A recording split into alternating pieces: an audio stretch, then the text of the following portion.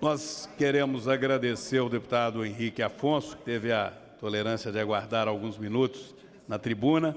Ele, como orador inscrito para o grande expediente dessa tarde, passo-lhe a palavra por 25 minutos.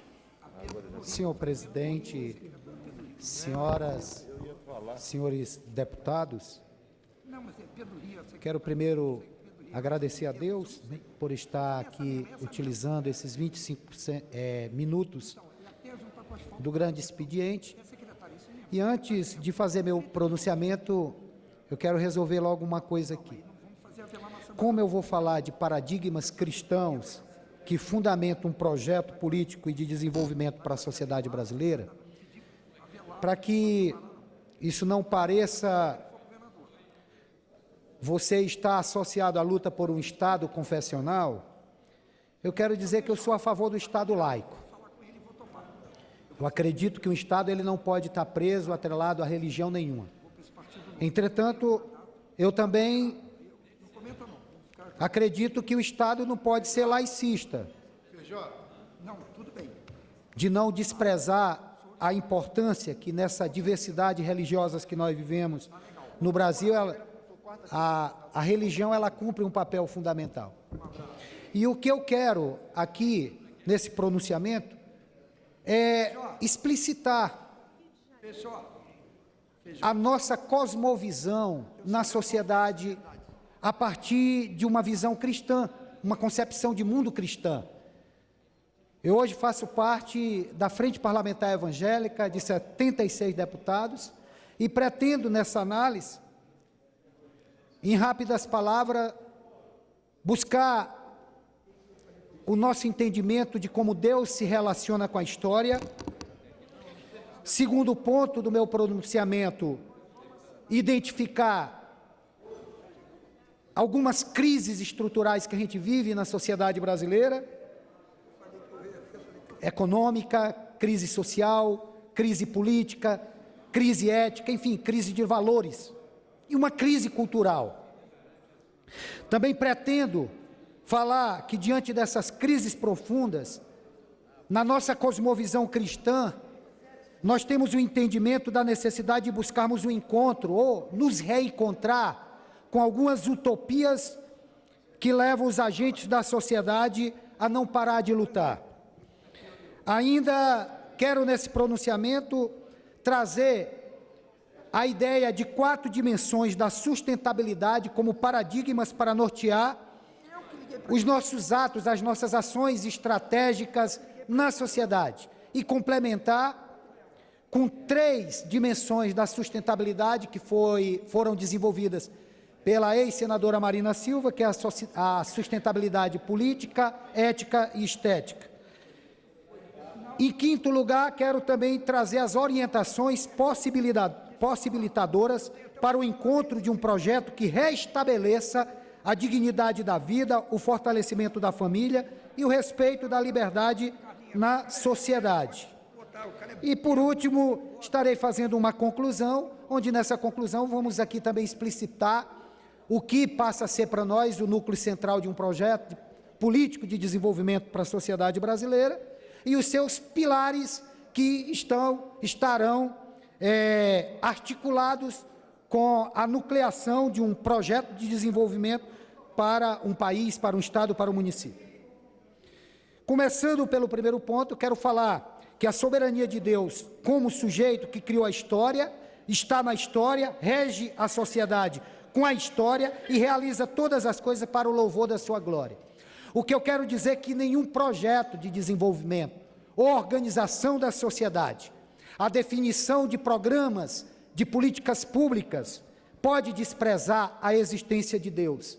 Na nossa cosmovisão cristã, que tem o nosso olhar para a Bíblia, mas tem também o nosso olhar para a filosofia, para a sociologia. Mas nós entendemos que Deus, Ele é protagonista da nossa história.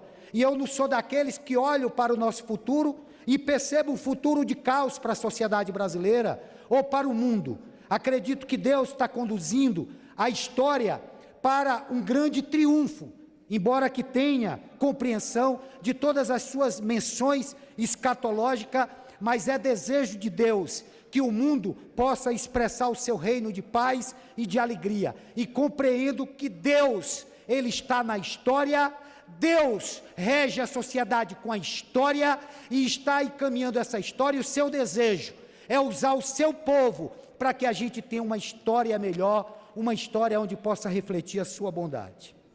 Mas o que nós vivenciamos na sociedade brasileira como reflexo também do mundo são crises estruturais que merecem nossa reflexão. Crises econômica que, infelizmente, essa crise é originária da ganância do homem, que, infelizmente, o homem faz parte do processo produtivo, ele produz, e a ideia que o homem tem no processo produtivo é produzir infinitamente, indefinidamente, quando o planeta Terra, quando o Brasil, ele é uma nação finita e o planeta também é finito. A ideia não é só de acumular riquezas, crescer o PIB, é preciso a gente superar essa crise de ter pelo ter, essa é a verdade. Vivenciamos em consequência disso uma crise social sem precedente, uma crise que envolve ainda milhões de famílias no Brasil que não têm casa para morar, em que pese todas as iniciativas do governo federal. Vivenciamos uma crise ainda onde nós temos um percentual significativo de pessoas que ainda não tiveram oportunidade de ler e escrever. Ainda vivenciamos uma crise sem precedente, onde nossos postos de saúde não fazem trabalho a nível de saúde básica, de saúde de família, para atender a contento a nossa população. Na questão da saúde de média e alta complexidade, ainda fazemos o nosso povo mais pobre padecer. Vivenciamos ainda o fenômeno do desemprego. É difícil uma família nesse país que não tenha uma, duas pessoas desempregadas. É um verdadeiro cordão de pessoas desempregadas, esperando a expectativa de uma sociedade que possa abrir as portas do mercado para isso. Vivemos também uma crise ambiental. Todos sabem das dificuldades que nós estamos enfrentando. O homem faz hidrelétrica, o homem faz estrada, o homem industrializa seus produtos, o homem coloca automóveis para circular nas nossas estradas. Aliás, vivenciamos como nunca antes na história da humanidade a complexidade das grandes cidades. E sabemos que nós estamos comprometendo o planeta Terra. A emissão de dióxido de carbono, comprometimento dos nossos lençóis freáticos, dos nossos igarapés, das nossas matas ciliares e tantos outros fenômenos, e a perda da nossa biodiversidade, da nossa sociodiversidade, traz para nós uma situação difícil. Não deixaria de mencionar aqui o descontentamento e incômodo que eu tenho de nós estarmos numa das crises mais profundas, que é a crise de valores éticos, de valores estéticos, que nós precisamos, principalmente na questão ética, superar na nação brasileira. Mas o que eu percebo, senhor presidente, senhoras, senhores deputados, que diante dessas crises tão profundas, impõe-se a necessidade de buscarmos, se é encontro ou reencontro, eu não sei, com as utopias que levam os agentes da sociedade a não parar de lutar. A verdade é que a sociedade ela vive uma crise de utopia, e o que eu percebo é que nós precisamos ter uma retroalimentação daquilo que moveu as forças que aspiraram e que hoje aspiram mudanças. Vivenciamos uma crise de utopia. Eu sou ainda daqueles que acreditam numa sociedade próspera em que os seus filhos sejam felizes, onde a corrupção não exista e todas as pessoas respeitem o que é alheio. Eu não acredito que acumular bens indefinidamente seja a mola mestra para revelar se uma sociedade é próspera. O crescimento do PIB, por exemplo. Mas, para mim, uma sociedade próspera, e aqui pega uma carona na ex-senadora Marina Silva, quando ela diz, uma sociedade próspera é quando os seus filhos são felizes. Se a gente tem crescimento do PIB, se conseguimos superar de 2 para 4,5, Se outras nações têm 7% do PIB anualmente, mas que se isso não se traduz em educação, em saúde, em segurança pública, em geração de oportunidade, de negócio, de emprego, como é que nós vamos falar de prosperidade? Eu sou daqueles ainda que acredita que onde todas as famílias tenham garantidas as refeições mais importantes todos os dias. Presidente Lula, que me moveu na sua primeira eleição, em 1989, me parece, eu nunca esqueço quando ele dizia que o sonho dele é que cada família pudesse ter o direito de ter o café, o almoço e a janta. Café, o almoço e a janta.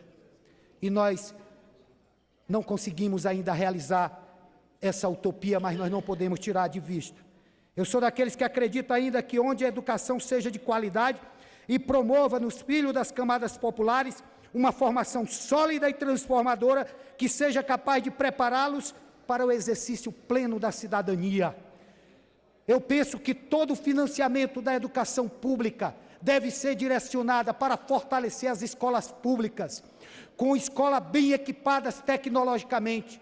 Nossos professores precisam de um piso salarial, onde dê dedicação exclusiva a ele para exercer essa missão tão nobre. E digo aqui de passagem, muitas nações como a Coreia do Sul, Japão, Estados Unidos, dentre outras, encontraram na educação a perspectiva mais positiva para trazer as demais transformações na sociedade. O Brasil precisa encarar isso, é muito pouco ainda definirmos os royalties do petróleo, 75% dele, para fazer investimento na educação. É preciso que do PIB, 10% seja para investimento na educação, para trazer qualidade aos filhos das camadas mais pobres da nossa população. Essa utopia de termos um sistema único de saúde que atenda com dignidade e qualidade todas as famílias quando precisarem. É algo que nós não podemos deixar de percorrer. É uma boa utopia, quando todos podem ter um setor de emergência, para que no momento de agonia de uma família, de uma pessoa, ter esse atendimento. Que essa saúde chegue aos ribeirinhos, que essa saúde chegue ao campo, que essa saúde chegue aos postos, que essa saúde chegue com o médico lá na casa da pessoa, que essa saúde chegue às mulheres pobres, grávidas, que possam ter assistência pré-natal com dignidade. Essa utopia nós temos que perseguir. Eu sou ainda daqueles que sonham onde o Brasil seja referência de paz no mundo. Eu vou só terminar essa questão da utopia e já lhe dou a palavra, deputado Eurico. Eu sempre digo que o Brasil, ele tem que ser a própria paz. Nós somos um país de diversidades, de diferenças. Somos um país eclético, deputado Benevides. E tenho absoluta convicção e temos uma boa harmonia. Mas, infelizmente, vivemos debaixo do império do medo. Eu não tenho medo hoje de dizer que a questão da segurança pública está entre os maiores problemas do nosso país. Essa casa tem a oportunidade de dar sua colaboração, que é aprovar a PEC 300. Deputado Eurico, quando nós tivemos num debate na Frente Parlamentar Evangélica, pautou a questão da segurança, e ali nós entendemos, e de um certo milindre, da necessidade de nós termos um Ministério de Segurança Pública, nós temos um Ministério de Educação e temos que ter